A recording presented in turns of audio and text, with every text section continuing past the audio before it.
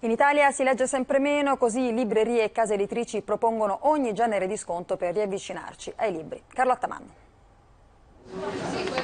Prima leggi il libro, poi a seconda del gradimento paghi. È forse questa una delle trovate più curiose per limitare la fuga dei lettori. La novità è che c'è una collana di libri che può essere pagata a seconda di quanto viene apprezzato dal lettore e quindi si viene a scavalcare il ruolo dell'editore. Arriva anche l'assicurazione sul libro, pagando 5 euro in più se il romanzo non è piaciuto, si avrà diritto a un qualsiasi altro volume in omaggio. Autori qualche volta interdetti, ma meglio fare buon viso e cattivo gioco, dal momento che meno della metà degli italiani legge.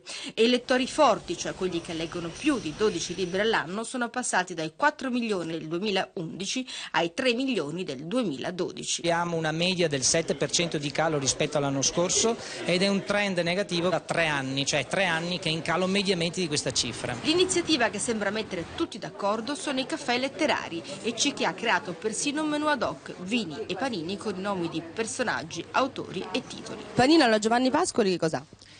Castagne, formaggio e prosciutto mostarda. Perché?